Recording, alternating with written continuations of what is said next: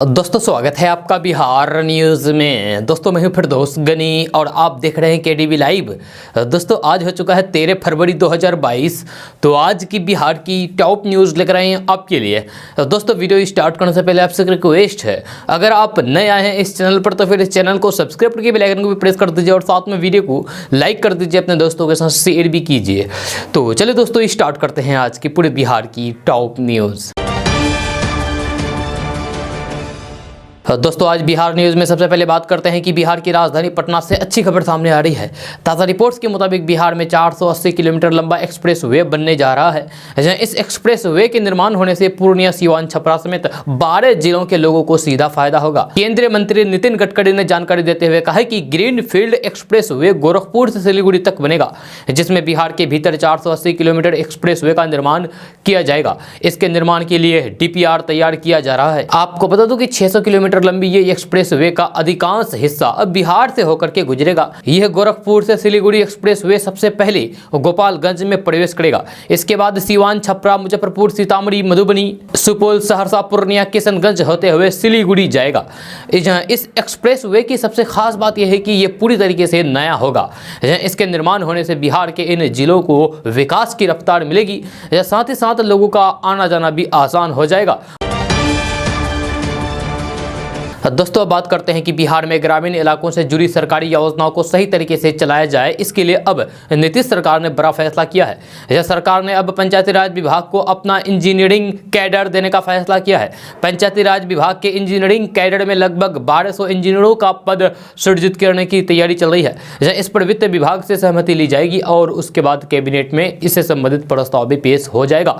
आपको बता दें कि पंचायती राज विभाग में अब तक इंजीनियरिंग कैडर नहीं है, दूसरे विभाग के इंजीनियरों से यहां काम कराया जाता है। दोस्तों अब बात करते हैं कि बिहार के पूर्व मुख्यमंत्री लालू प्रसाद यादव के परिवार में सब कुछ ठीक नहीं चल रहा है। लालू प्रसाद के बेटे तेजस्वी यादव और तेज प्रताप यादव के बीच एक बार फिर से दरार देखने को मिली है। जब गुरुवार को राष्ट्रीय कार्यकारिणी की बैठक के दौरान जैसे ही तेजस्वी यादव ने बोलना शुरू किया, वैसे ही तेज प्रताप यादव मंच से उठ करके चल दिए। तेज प्रताप यादव के इस कदम के बाद एक बार फिर से दोनों भाइयों में मनमुटाव की खबरों को तुल देना शुरू कर दिया गया है। दरअसल कार्यकारिणी की बैठक के दौरान जिस वक्त तेजस्वी यादव अपना भाषण दे रहे थे, उसी दौरान उनके बड़े भाई तेज प्रताप यादव भी लालू प्रसाद यादव के साथ मंच पर बैठे थे। जब तेजस्वी यादव ने जैसे ही बोलना शुरू किया तो फिर तेज प्रताप यादव अचानक से अपनी कुर्सी से उठे और कार्यकारिणी की बैठक से बाहर आ गए। तेज प्रताप यादव को मंच से उठता हुआ देख करके लालू प्रसाद यादव भी दंग रह गए। दोस्तों बात करते हैं कि सुप्रीम कोर्ट ने शुक्रवार को उत्तर प्रदेश सरकार से सीए विरोधी प्रदर्शन में शामिल लोगों के खिलाफ जारी वसूली नोटिस को वापस लेने के निर्देश दिए हैं। यह सुप्रीम कोर्ट ने कहा है कि यदि प्रदेश सरकार दिसंबर 2019 में जारी नोटिस पर कार्रवाई करती है तो ये कोर्ट की आलोचना होगी। जब कोर्ट ने वसूली नोटिस को वापस लेने का अंतिम फैसला दिया है, साथ ही चेतावनी भी दी है कि ऐसा नहीं करने पर कोर्ट उसे खुद रद्द कर देगा। सुप्रीम कोर्ट ने टिप्पणी करते हुए कहा है कि उत्तर प्रदेश सरकार द्वारा दिसंबर 2019 में की गई कार्रवाई न्यायालय द्वारा निर्धारित कानून के विपरीत थी और इसे कायम नहीं रखा जा सकता। जस्टिस डीवाई चंद्रचूड़ और जस्टिस सूर्यकांत की पीठ ने कहा है कि उत्तर प्रदेश सरकार ने आरोपियों की संपत्ति को कुर्क करने के लिए कार्रवाई में खुद एक शिकायतकर्ता, निर्णायक और अभियोजक की तरह काम किया है। आपको बता दूं कि सुप्रीम कोर्ट परवेज आरिफ टीटू द्वारा दायर एक याचिका पर सुनवाई कर रही थी, जिसमें उत्तर प्रदेश में नागरिकता विरोधी अधिनियम यानी कि सीए आंदोलन के दौरान सार्वजनिक संपत्तियों को हुए नुकसान की भरपाई के लिए जिला प्रशासन द्वारा कथित प्रदर्शनकारियों को भेजे गए नोटिस को रद्द करने की मांग की गई थी। याचिका में आरोप लगाया गया है कि सरकार द्वारा ये नोटिस मनमाने तरीके से भेजे गए हैं। बताया जा रहा है कि सरकार ने 6 साल पहले 94 वर्ष की आयु में मृत व्यक्ति को भी नोटिस भेजा है। साथ ही 90 साल से अधिक आयु के 2 लोगों सहित कई अन्य लोगों को भी नोटिस भेजा गया था।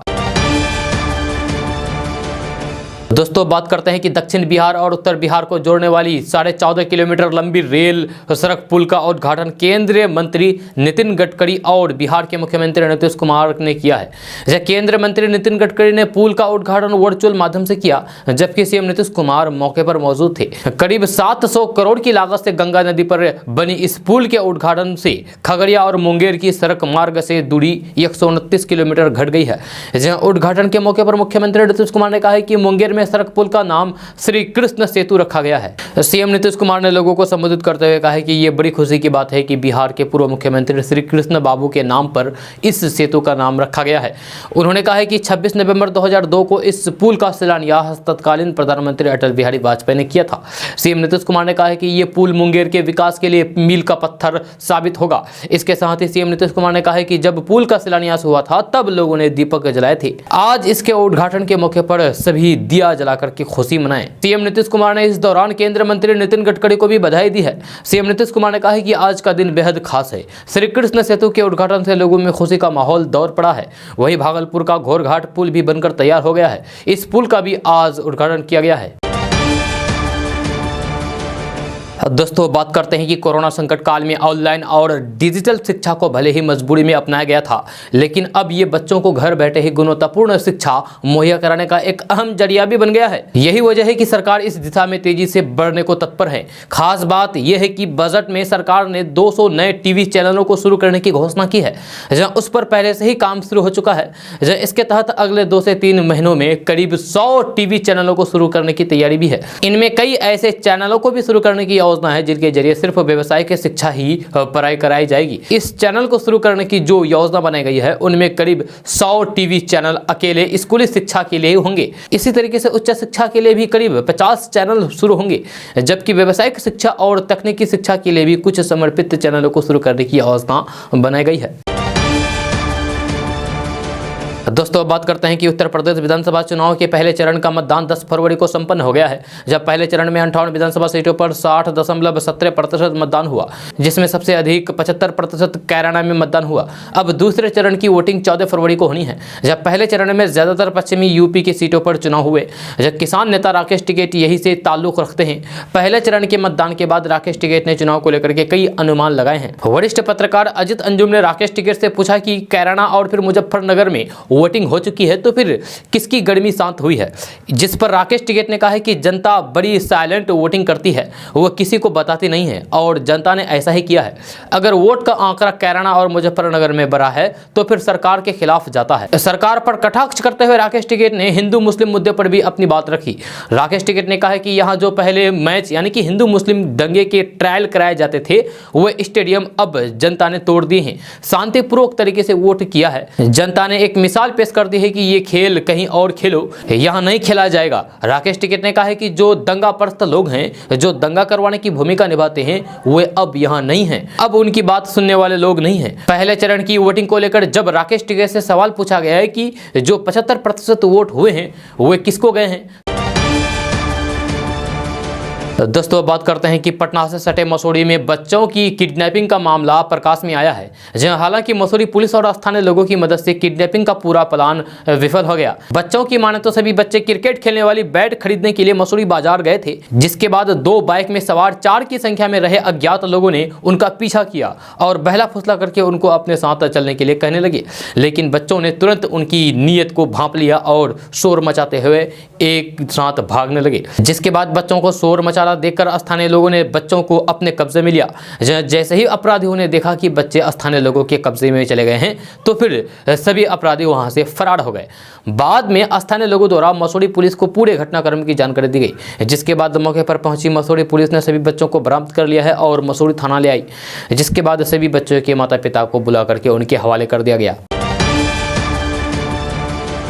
दोस्तों, बात करते हैं कि भारत में हिजाब का मुद्दा गरमाया हुआ है, जहां एक तरफ लोग कह रहे हैं कि शिक्षण संस्थानों में हिजाब नहीं बल्कि यूनिफॉर्म पहनकर आना चाहिए, वहीं कुछ लोग हिजाब पहनकर आने वाली लड़कियों के समर्थन में कह रहे हैं कि कोई क्या पहने ये उसका व्यक्तिगत चुनाव है। फ्रांस में भी सिर को ढकने के लिए इस्तेमाल किए जाने वाले हिजाब पर बहस छिड़ी हुई है। इस बीच फ्रांस की जेंडर इक्वलिटी मिनिस्टर यानी कि लैंगिक समानता मंत्री ने गुरुवार को हिजाब पहनने की मांग करने वाले मुस्लिम महिला फुटबॉलरों का समर्थन किया है। फ्रांस के फुटबॉल फेडरेशन के हाल ही में नियम के मुताबिक प्रतिस्पर्धा मैचों में भाग लेने वाले खिलाड़ियों को मुस्लिम हिजाब या फिर यहूदी किप्पा यानी कि सर को ढकने वाली एक टोपी जैसे धार्मिक प्रतीकों को पहनने की मनाही है, ये नहीं पहन सकते हैं। इस नियम के कारण मुस्लिम महिलाएं फुटबॉलर हिजाब नहीं पहन पा रही है, लेकिन वे लगातार ये मांग कर रही है कि उन्हें हिजाब पहनकर खेलने की अनुमति दी जाए। लेस हिजाबुस नामक एक महिला संगठन ने नवंबर में नियमों को कानूनी चुनौती दी थी, जहां उनका दावा था कि ये नियम भेदभावपूर्ण है और अपने धर्म का पालन करने के लिए लड़कियों के अधिकारों का उल्लंघन करते हैं। दोस्तों बात करते हैं कि शराब के अवैध कारोबार करने वालों के घरों पर बुलडोजर चलने लगा है। बिहार के नालंदा जिले में शराब माफियाओं के 19 ऐसे घरों पर बुलडोजर चलाया गया है। बिहार के नालंदा जिले के सोहसराय थाना क्षेत्र के पहरतल्ली में शराब माफियाओं के घरों को आज बुलडोजर चलाया गया। आपको बता दूं कि यहां 16 जनवरी को जहरीली शराब से 13 लोगों की मौत हो गई थी, जिसके बाद जिला प्रशासन ने अवैध शराब के 19 धंधेबाजों को चिन्हित किया था। जिला प्रशासन की मौजूदगी में इन 19 घरों को तोड़ा गया। जिला प्रशासन ने शराब कांड मामले में कार्रवाई की शुरुआत मुख्य शराब धंधेबाज सुनीता मैडम के घर से की। जहरीली शराब से इलाके में 13 लोगों की मौत के बाद प्रशासन ने 19 धंधेबाजों के घर पर नोटिस चिपकाया था। इस नोटिस में अतिक्रमित मकान को हटाने का अल्टीमेट दिया गया था। ये समय सीमा पार हो गई थी और अब इसका घर को तोड़ दिया गया है। दोस्तों बात करते हैं कि कर्नाटक में हिजाब विवाद देश ही नहीं बल्कि विदेश में भी पहुंच चुका है। जब पाकिस्तान इस मुद्दे को लेकर के भारतीय उच्चायुक्त को तलब कर चुका है।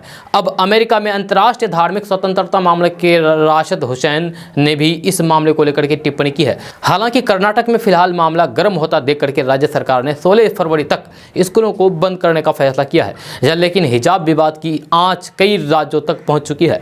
कर्नाटक के उडुपी जिले से शुरू हुई ये विवाद उत्तर प्रदेश, पश्चिम बंगाल, दिल्ली, महाराष्ट्र, राजस्थान, गुजरात, मध्य प्रदेश, पुडुचेरी सहित कई अन्य राज्यों पर पहुंच चुका है। चुनावी राज्य उत्तर प्रदेश में सबसे ज्यादा यह मुद्दा तुल पकड़ रहा है। यूपी के कई जिलों में हिजाब के समर्थन में जहां प्रदर्शन किए गए, वहीं कांग्रेस की महासचिव प्रियंका गांधी वाड्रा और AIMIM के मुखिया असदुद्दीन ओवैसी ने इसे चुनावी मुद्दा बना दिया है।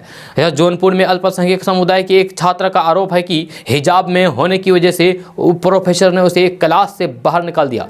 यह छात्र का दावा है कि उसे डांटते हुए प्रोफेसर ने कहा कि मेरा बस चले तो पूरे यूपी में इसे पूरी तरीके से बंद करा दूं। हिजाब विवाद का असर अलीगढ़ मुस्लिम यूनिवर्सिटी में भी देखा जा रहा है, जहां छात्र छात्राओं ने बड़ी संख्या में प्रोटेस्ट मार्च निकाल करके अपना विरोध प्रदर्शन किया। वहीं इलाहाबाद में भी महिलाओं ने हिजाब के समर्थन में प्रदर्शन किया, जिसके कारण ट्रैफिक जाम हो गया। जौनपुर में भी प्रदर्शन की खबर है, जहां समाजवादी पार्टी के अलीगढ़ महानगर अध्यक्ष रुबीना खानम ने कर्नाटक हिजाब मामले पर विवादित बयान दिया है। उन्होंने कहा कि हिजाब पर हाथ डालने वालों का हाथ काट देंगे। भारत विविधताओं का देश है, यहाँ माथे पर तिलक हो या फिर पगड़ी, घूंघट हो या हिजाब, ये सब हमारी संस्कृति और फिर परंपरा का अटूट हिस्सा। इन पर राजनीति करके विवाद खड़ा करना नीचता की प्रकाष्ठा है। हिजाब विवाद को लेकर के बिहार का लेनिनग्राद कहे जाने वाले बेगूसराय में प्रदर्शन हुआ। AISF छात्र संगठन के नेतृत्व में सैकड़ों स्टूडेंट ने हिजाब को लेकर के प्रदर्शन किया और कहा कि यह मौलिक अधिकार का उल्लंघन है। वहीं किशनगंज में भी हिजाब के समर्थन में मुस्लिम युवतियों ने जुलूस निकाल करके प्रदर्शन किया। जब बिहार के अररिया में हिजाब के समर्थन में महिलाओं ने पैदल मार्च निकाल करके प्रदर्शन किया।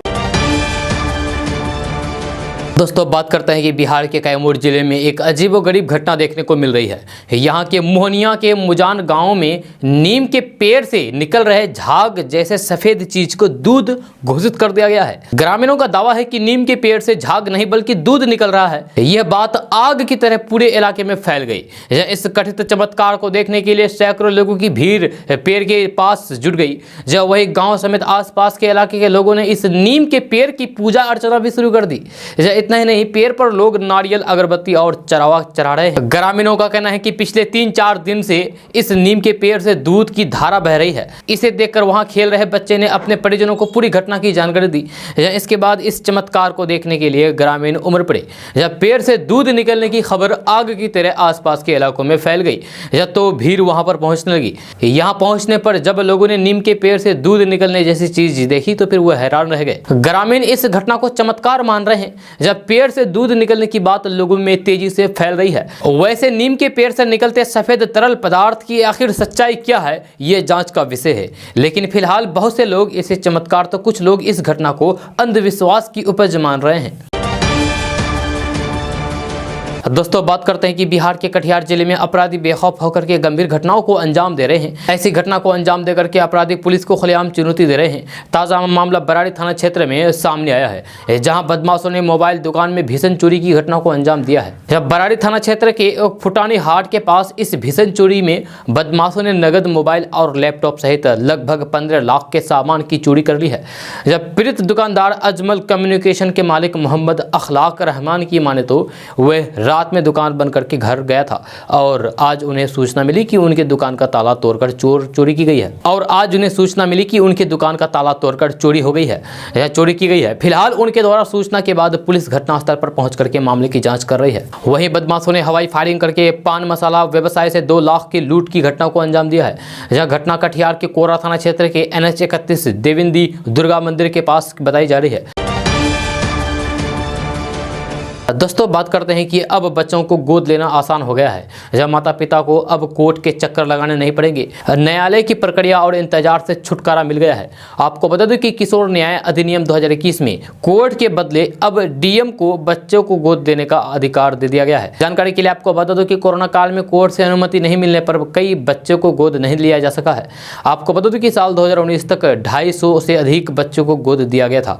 जब कोरोना काल में बच्चों को गोद देने की संख्या 100 तक सिमट कर रह गई है। इससे विशेष दत्तक ग्रहण संस्थानों में अनाथ बच्चों की संख्या बढ़ती जा रही है। इस संबंध में महिला एवं बाल विकास मंत्रालय द्वारा राज्यों को नियम बनाने के लिए प्रक्रिया की जा रही है। दोस्तों बात करते हैं कि बिहार के पूर्व DGP गुप्तेश्वर पांडे का एक वीडियो इन दिनों चर्चा में है। जहां इसमें वे अपने मां से बात कर रहे हैं। पूर्व DGP गुप्तेश्वर पांडे का वीडियो भोजपुरी में है और वे अपनी मां से बातचीत करते हुए मजाक में संपत्ति में हिस्सा मांग रहे हैं। वीडियो में गुप्तेश्वर पांडे अपनी मां से कहते हैं कि उनकी छोटी बहू यानी कि भाई की पत्नी कह रही है कि वे अब साधु हो गए हैं, जहाँ उनको संपत्ति की क्या ज़रूरत है। इस पर माँ कहती है कि साधु दुनिया के लिए हुए हो, लेकिन मेरे लिए तुम बेटे हो। पूर्व DGP गुप्तेश्वर पांडे कहते हैं कि उनकी छोटी बहू ने ये बात सभी जगह फैला दी है कि गुप्तेश्वर पांडे ने अपनी मां को अपने साथ मिला लिया है।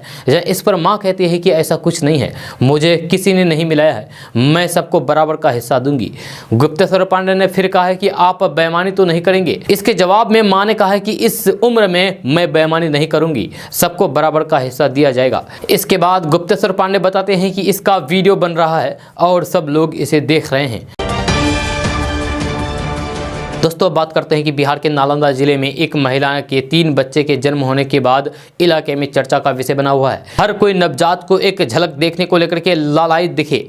हालांकि 3 बच्चों में एक बच्चे की मौत हो गई, जब दूसरी तरफ 2 बच्चों को उचित इलाज के लिए बिहार शरीफ रेफर कर दिया गया है।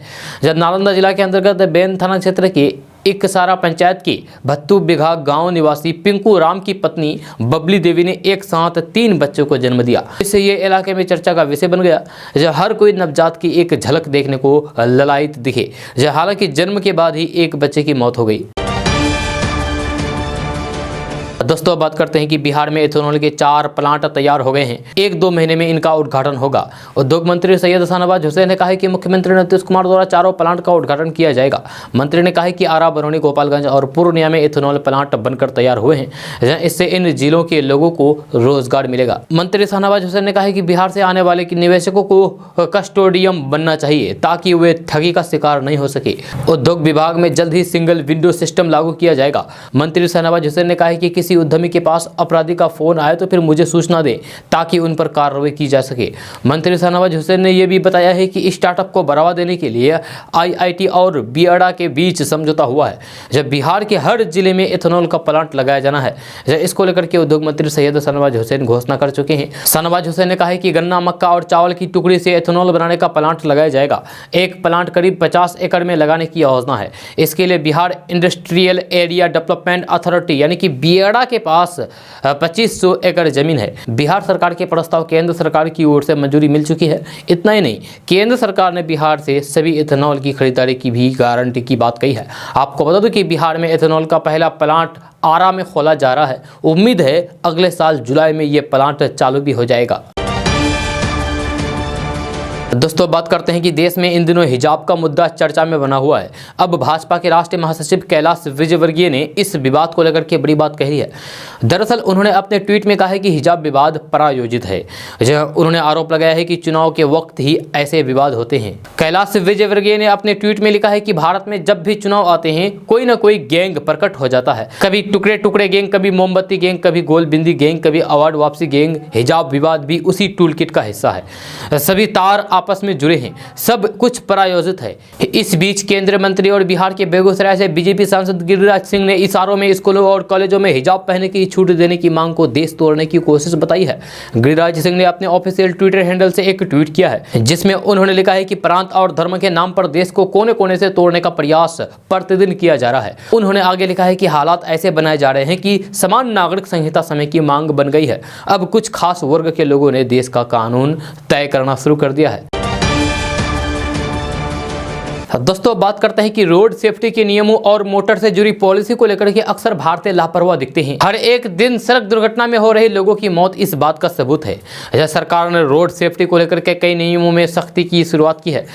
इसी दिशा में आगे बढ़ते हुए बिना बीमा वाली गाड़ियों को लेकर के बिहार सरकार ने एक नया नियम जारी किया है। राज्य में अब बिना इंश्योरेंस के बगैर चलने वाले वाहनों से सड़क दुर्घटना या फिर मृत्यु होने पर उस वाहनों को पुलिस द्वारा जब्त और फिर नीलामी की जाएगी। वाहन को तब तक नहीं छोड़ा जा सकेगा जब तक कि न्यायाधिकरण के निर्णय के अनुरूप मुआवजा नहीं मिल जाता। इस संबंध में परिवहन विभाग की ओर से अधिसूचना जारी कर दी गई है। आपको बता दूं कि दावा न्यायाधिकरण के निर्णय के बाद 30 दिनों के अंदर वाहन मालिक द्वारा मुआवजा राशि जमा करना होगा। नहीं करने पर उस गाड़ी की नीलामी की जाएगी। वहीं अगर बीमा हुई गाड़ियों से सड़क दुर्घटना होती है तो फिर इस संबंध में सीधे इंश्योरेंस कंपनी के माध्यम से राशि लेकर के परिजनों को दी जाएगी। इसको लेकर परिवहन विभाग ने सभी इंश्योरेंस कंपनी एंड डीएम को पत्र लिखा है। दोस्तों, बात करते हैं कि बिहार की राजधानी पटना से अच्छी खबर सामने आ रही है। ताज़ा रिपोर्ट के मुताबिक बिहार में शिक्षकों को जनवरी से 15% वृद्धि के साथ वेतन दिया जाएगा। इसको लेकर वित्त विभाग की ओर से स्वीकृति दे दी गई है। बहुत जल्द वेतन का भुगतान किया जाएगा। खबर के अनुसार वित्त विभाग की ओर से 3,57,000 पंचायती राज एवं नगर निकाय शिक्षकों को बड़े वेतन के साथ राशि आवंटित करने की स्वीकृति दे दी है। इससे साफ हो गया है कि बहुत जल्द इन शिक्षकों को बढ़े हुए वेतन का लाभ मिलना शुरू हो जाएगा। आपको बता दूं कि विभाग ने इस संदर्भ में सभी जिलों के डीईओ एवं डीपीओ को सूचित किया है। दोस्तों, इस वक्त एक बड़ी खबर पटना से सामने आ रही है, जहां पुलिस महकमे में बड़े पैमाने पर फेरबदल किया गया है। जब पुलिस मुख्यालय की ओर से जारी ट्रांसफर ऑर्डर के मुताबिक 173 दारोगा और इंस्पेक्टर का तबादला किया गया है। पुलिस हेडक्वार्टर की ओर से जारी आदेश के मुताबिक 43 अवर निरीक्षक, 126 सहायक और अवर निरीक्षक एसआई और 4 इंस्पेक्टर का तबादला किया गया है। यह सालों से एक ही जगह रहने के कारण अवर निरीक्षक और सहायक अवर निरीक्षक बदल गए हैं। दोस्तों, बात करते हैं कि कल उद्घाटन समारोह से वर्चुअल जुड़े केंद्रीय मंत्री परिवहन एवं राजमार्ग मंत्री नितिन गडकरी ने कहा है कि बिहार की सड़कें अगले 5 सालों में अमेरिका की तरह होगी। बिहार से पश्चिम बंगाल, झारखंड, यूपी के लिए कई एक्सप्रेसवे का निर्माण होना है। राम जानकी मार्ग अयोध्या से सीतामढ़ी के भिट्टा मोड़ होते हुए नेपाल सीमा तक बनेगा। इन परियोजनाओं सहित बिहार में सड़कों को बेहतर बनाने पर करीब 5 लाख करोड़ रुपए खर्च होंगे। उन्होंने भागलपुर में विक्रमशिला सेतु के समांतर बनने वाले नए 4 लेन पुल के बारे में भी कहा है और कहा है कि इसका निर्माण दिसंबर 2022 तक शुरू हो जाएगा। मुंगेर पुल की चर्चा करते हुए उन्होंने कहा है कि पूर्व प्रधानमंत्री स्वर्गीय अटल बिहारी वाजपेयी और तत्कालीन रेल मंत्री नीतीश कुमार ने इसका शिलान्यास किया था। उसी पुल का अब शुभारंभ मुख्यमंत्री नीतीश कुमार कर रहे हैं। यह राज्य का तीसरा रेल सड़क पुल है। इससे पर्यटन, कृषि और उद्योग में इजाफा होगा, जिससे रोजगार के अवसर बढ़ेंगे। इस परियोजना से पूरे क्षेत्र में तरक्की और फिर खुशहाली आएगी, जो बिहार और देश की तरक्की में एक मील का पत्थर साबित होगा। केंद्रीय मंत्री नितिन गडकरी ने कहा है कि भोजपुर के कोयलेबर में पुल का निर्माण का काम तेजी से चल रहा है। वर्तमान में करीब 2 लाख करोड़ रुपए बिहार में सड़क और पुलों पर खर्च हो रहे हैं। उन्होंने कहा है कि प्रधानमंत्री नरेंद्र मोदी और मुख्यमंत्री नीतीश कुमार के नेतृत्व में हम बेहतर कनेक्टिविटी से बिहार के हर शहर और हर गांव को सशक्त बनाने के लिए प्रतिबद्ध है। दोस्तों, बात करते हैं कि सरकारी विभागों में रिश्वत का चलन आम बात है, लेकिन इसके पीछे भी कुछ कायदे हैं। जब रिश्वत अक्सर कोने में या फिर टेबल के नीचे से ली जाती है और दी जाती है। खुलेआम रिश्वत लेना कोई हंसी मजाक तो है नहीं, जब वो भी तब जब निगरानी और दूसरी एजेंसी बिना छुट्टी किए काम पर जुटी हो। लेकिन बिहार का एक थानेदार बड़ा हिम्मत वाला निकला, जहां ये थानेदार कैश नहीं होने पर पेटीएम से भी रिश्वत ले लेता था। इस तरह ऑन रिकॉर्ड रिश्वत लेने वाले थानेदार का मामला चर्चा में तब आया जब बात मुख्यमंत्री नीतीश कुमार के कार्यालय तक पहुंच गई। इसके बाद क्या हुआ ये आप भी जान लीजिए। जब विवादित जमीन की 4 दीवारी निर्माण कराने के लिए एक थानेदार ने पार्टी से 5 लाख रुपए की रिश्वत मांगी थी। रिश्वत देने वाला भी बड़ा घाघ किस्म का था। उसने थानेदार को पेटीएम से रिश्वत के पैसे लेने के लिए राजी कर लिया। जब शुरुआत में उसने 15,000 रुपए थानेदार को पेटीएम के जरिए दे दिए और पैसे बाद में देने की बात कही। यहीं पर मामला फंस गया। जब उसने बाकी के पैसे नहीं दिए तो फिर थानेदार प्राथमिकी दर्ज करने की बात करने लगा। जब विवाद बढ़ा तो फिर इसकी शिकायत मुख्यमंत्री कार्यालय तक पहुंच गई। रिश्वत मांगने और पेटीएम से 15,000 रुपए लेने के आरोप में करताहा थानाध्यक्ष गौरव कुमार श्रीवास्तव को निलंबित कर दिया गया है। दोस्तों, अब बात करते हैं कि पटना पीएमसीएच को वर्ल्ड क्लास का हॉस्पिटल बनाने का काम तेज गति से चल रहा है। जब पुराने कैदी और कॉटेज वार्ड के भवन को तोड़ करके अब उसकी जगह नए भवन बनाने के लिए पाइलिंग का काम शुरू हो चुका है। अब इस जगह पर 2250 बेड का नया हॉस्पिटल बनेगा। 9 मंजिले इस नए भवन की खासियत यह है कि अस्पताल की छत पर एयर एम्बुलेंस से गंभीर मरीज उतारेंगे, फिर मरीज को वार्ड में शिफ्ट करा करके इलाज किया जाएगा। यहाँ 146 बेड का प्राइवेट वार्ड और 28 मॉड्यूलर ऑपरेशन थिएटर होगा, जहां मरीजों का ऑपरेशन किया जाएगा। इतना ही नहीं, मुख्यमंत्री और राज्यपाल के लिए अलग से 2 स्पेशल लग्जरी रूम हमेशा रिजर्व रखे जाएंगे। अस्पताल के अधीक्षक डॉक्टर IS ठाकुर ने बताया है कि पीएमसीएच को वर्ल्ड क्लास अस्पताल बनाना मुख्यमंत्री नीतीश कुमार का ड्रीम प्रोजेक्ट है, जहां पाइलिंग का निर्माण कार्य तेजी से चल रहा है। डॉक्टर ठाकुर ने कहा है कि निर्माण कार्य अपने तय समय पर पूरा हो, इसके लिए वे अलग से 1 से 1.5 घंटा समय निकालते हैं। एक छत के नीचे सभी तरह की आधुनिक सुविधा उपलब्ध होगी। दोस्तों, बात करते हैं कि बिहार सरकार कितने भी बेहतर स्वास्थ्य सुविधाएं देने का दावा कर ले, लेकिन हकीकत दिखी जाती है। जब बिहार के सरकारी अस्पतालों में एम्बुलेंस नहीं मिलने की शिकायतें लगातार मिलती रहती है। अब ताजा मामला मुख्यमंत्री नीतीश कुमार के गृह जिले नालंदा का है। नालंदा के बेहतर अस्पतालों में शुमार बिहार शरीफ सदर अस्पताल में लोगों को सुविधा नहीं मिल रही है। इसका जीता जागता नमूना शनिवार को सदर अस्पताल में देखने को मिला, जहाँ छत से गिरे एक 4 साल के बच्चे को ले जाने के लिए एम्बुलेंस नहीं मिला। जहाँ करीब आधे घंटे तक परिजन कंधे पर शव को करके इधर उधर घूमते रहे, मगर उन्हें एम्बुलेंस मुहैया नहीं कराई गई। परिजन 102 नंबर पर डायल करते रह गए, मगर किसी से कोई भी जवाब नहीं मिला। दरअसल बेन थाना इलाके के जुलूम रजक का 4 वर्षीय पुत्र आदित्य शुक्रवार को छत से गिर गया था, जिसका इलाज प्राइवेट हॉस्पिटल में कराया जा रहा था। बच्चे की हालत नाजुक होने पर उसे सदर अस्पताल ले जाया गया, जहां चिकित्सकों ने उसे मृत घोषित कर दिया। जब बच्चे के शव को लेकर के जाने के लिए परिजन एम्बुलेंस की तलाश में भटकते रहे, फिर 102 नंबर पर के कॉल किया, फिर भी कोई जवाब नहीं मिला और बच्चे का शव कंधे पर ले जाना पड़ा। दोस्तों, अब बात करते हैं कि बिहार में बिजली का स्मार्ट प्रीपेड मीटर लगाने की प्रक्रिया तेज हो चुकी है। बिजली कंपनियों की योजना सभी शहरी उपभोक्ताओं के घर जल्द से जल्द ऐसे मीटर लगाने की योजना है। इस बीच इस खास मीटर को लेकर के बिजली कंपनी ने बड़ा दावा किया है। जहां उपभोक्ताओं की संतुष्टि के मामले में Bihar state power holding company limited के स्मार्ट प्रीपेड मीटर को 5 में 4.1 रेटिंग हासिल हुई है। जब बिजली कंपनी के आला अधिकारियों ने कहा है कि ये उनके लिए बड़ी उपलब्धि है। हम आपको बता दें कि कई उपभोक्ताओं ने इस मीटर से अधिक खपत दिखाए जाने की शिकायत की है। बिजली कंपनी की ओर से दी गई अधिकारी की जानकारी के अनुसार स्मार्ट प्रीपेड मीटर रिचार्ज के लिए पूरे बिहार में रिचार्ज सेंटर भी खोले जा रहे हैं। अकेले पटना में 35 जगहों पर रिचार्ज सेंटर खोले जा चुके हैं।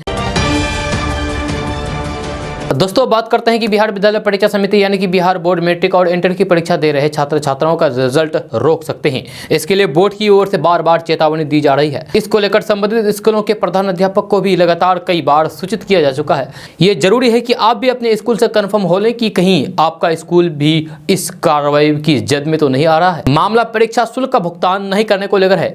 जब बिहार बोर्ड में परीक्षा शुल्क स्कूल के जरिए परीक्षा समिति तक पहुंचता है, लेकिन कई स्कूलों की ओर से शुल्क का भुगतान अब तक नहीं किया गया है। बिहार बोर्ड ने शुरुआती दौर में ऐसे छात्र छात्राओं को प्रवेश पत्र नहीं दिए जाने की चेतावनी दी है। हालांकि बाद में ऐसे छात्र छात्राओं के भविष्य को देखते हुए उन्हें प्रवेश पत्र जारी कर दिया गया है। जहां इस वर्ष मैट्रिक परीक्षा में शामिल होने वाले सभी परीक्षार्थियों का प्रवेश पत्र जारी कर दिया गया है। जहां इससे पहले इंटर परीक्षा के लिए भी ऐसा ही किया गया।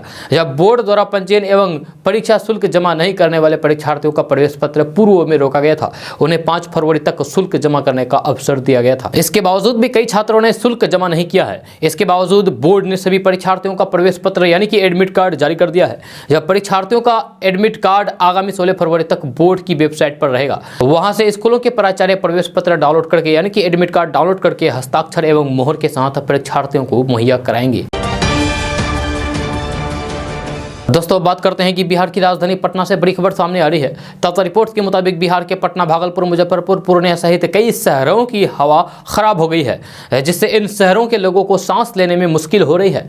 जब पटना के इंदिरा गांधी आयुर्विज्ञान संस्थान के चेस्ट रोग विभाग मनीष शंकर का कहना है कि एयर क्वालिटी इंडेक्स खराब होने से फेफड़े का संक्रमण बढ़ा है।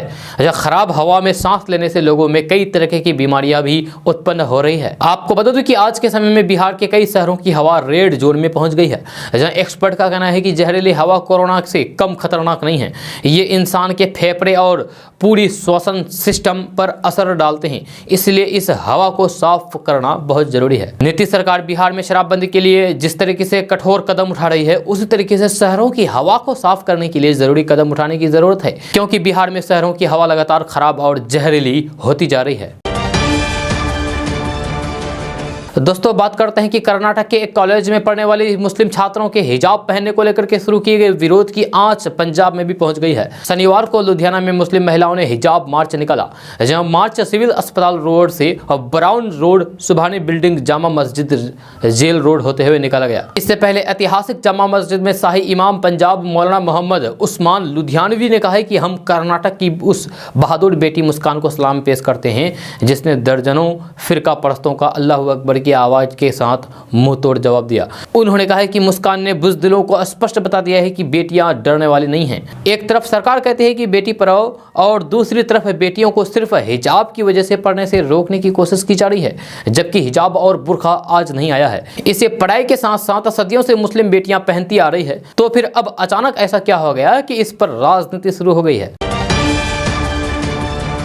दोस्तों बात करते हैं कि कहते हैं कि प्रेम किसी से भी हो सकता है, प्रेम जाति देखता है न धर्म, लेकिन इस प्रेम को मुकम्मल करने के लिए अक्सर जातिगत बेरियां कदम रोक देती है। लोग क्या कहेंगे, हाय दूसरी जाति में विवाह हो गया, ये वो ना जाने फला ढिमका क्या क्या, ये सब सोचकर आज इंटरकास्ट शादी कम ही देखने को मिलती है। जब बिहार सरकार ने समाज में जातीय बंधन तोड़ने के लिए ही बिहार अंतरजातीय विवाह प्रोत्साहन योजना शुरू की थी, लेकिन यहाँ भी लोकलाज की डर से युवा इस योजना की ओर कम ही आकर्षित हो रहे हैं, जहां आंकड़े कुछ ऐसा ही बयां कर रहे हैं। इस योजना के तहत सरकार अलग अलग जाति धर्मों के जोड़ों के विवाह सूत्र में बंधने पर 1 से 3 लाख रुपए तक प्रोत्साहन राशि देती है, लेकिन इस योजना का लाभ लेने में युवा पीछे हैं, या फिर ऐसा भी कहा जा सकता है कि बिहार में अंतरजातीय विवाह हो ही नहीं रहे हैं। लाखों की आबादी वाले लखीसराय जिले में अंतरजातीय विवाह प्रोत्साहन राशि के लिए अब तक कुल 15 नव विवाहिताओं को ही प्रति नव विवाहिता 1-1 लाख रुपए प्रोत्साहन राशि मिली है।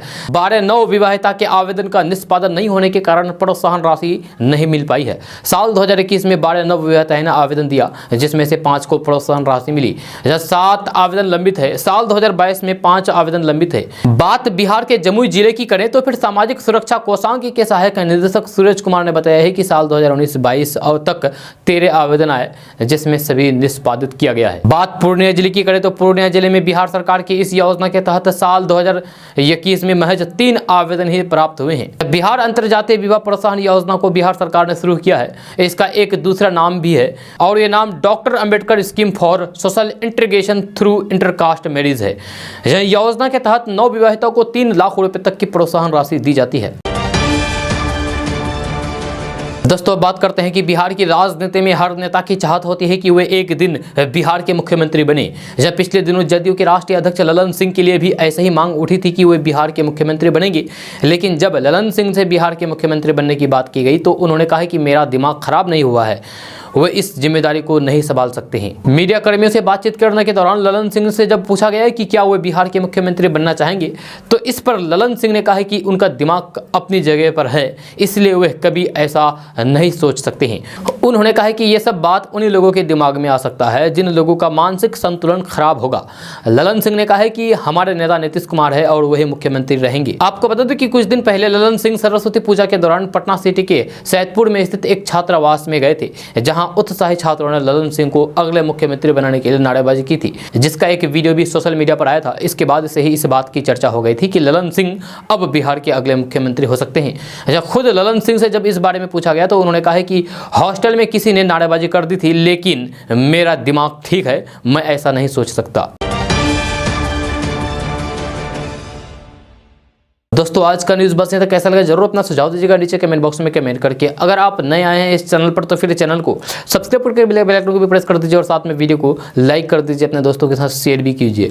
तो चलिए दोस्तों फिर मिलते हैं नेक्स्ट वीडियो में, तब तक के लिए जय हिंद जय बिहार।